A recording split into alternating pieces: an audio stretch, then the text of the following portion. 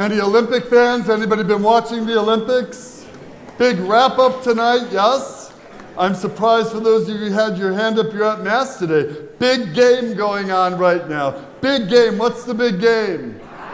Hockey, right? Men's hockey right now. I know you want the Mass to end, right? Because you want to know the score, yes or yes? It was 1-1 when Mass started, right?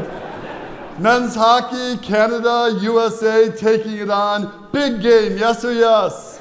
Very exciting, yes or yes? Well, maybe not really, right? But the other night I was listening to an interview of some of the players, right? And so they were interviewing them. It's a big game. It's for the gold medal, right? The women did this. Can the men step up? Yes? Men are slackers, we know, right?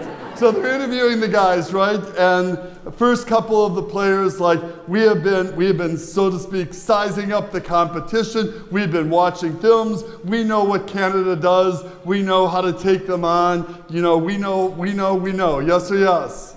Talk like a guy. Yes or yes?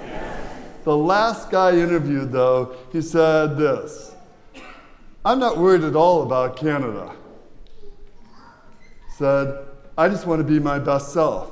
If I go out there and we go out there and play our best game, everything else will take care of itself.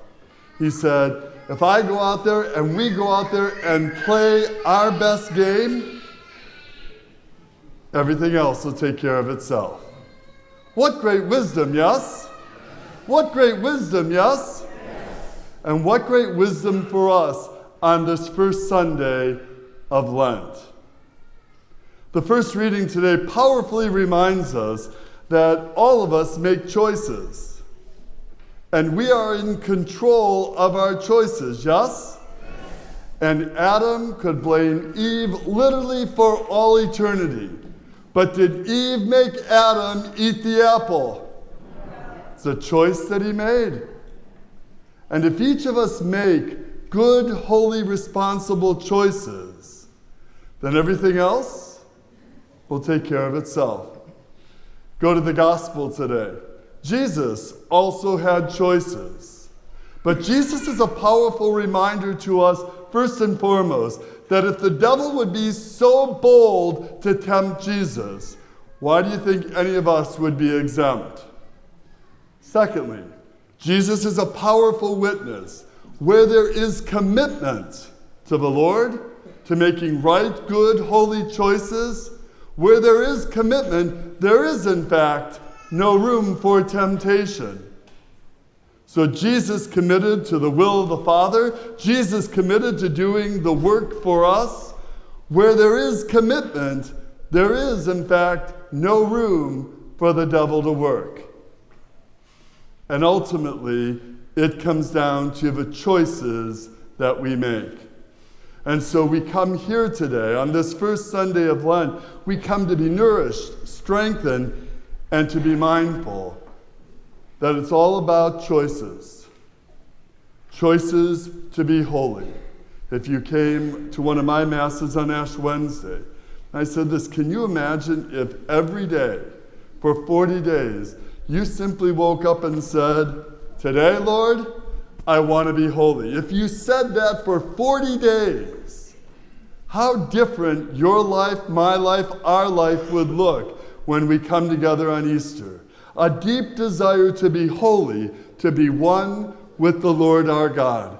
And if that's our commitment, if that's our prayer, if that's our heart's deepest desire, then in fact there is no room for temptation or distraction.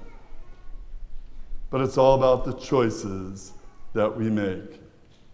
And so the guy said, and what caught my attention, first couple players, we're prepared for Canada. We've been watching the films on and on from the last guy said, I'm not worried about Canada.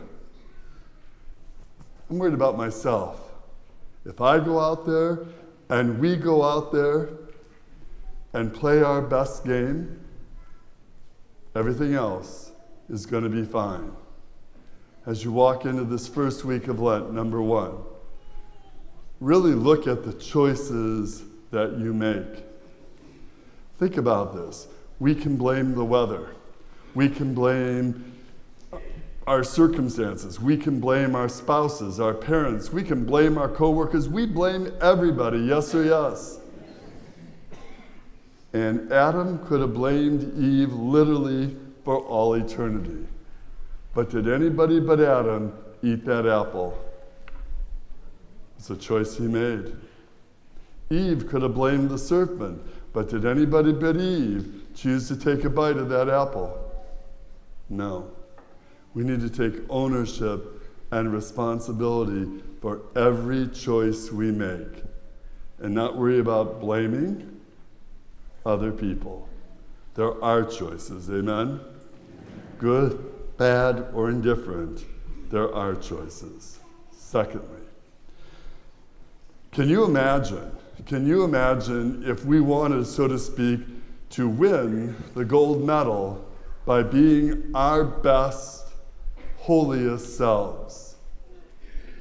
And as I said a moment ago, and I said it on Ash Wednesday, if you woke up every morning and said, today, Lord, I desire to be holy.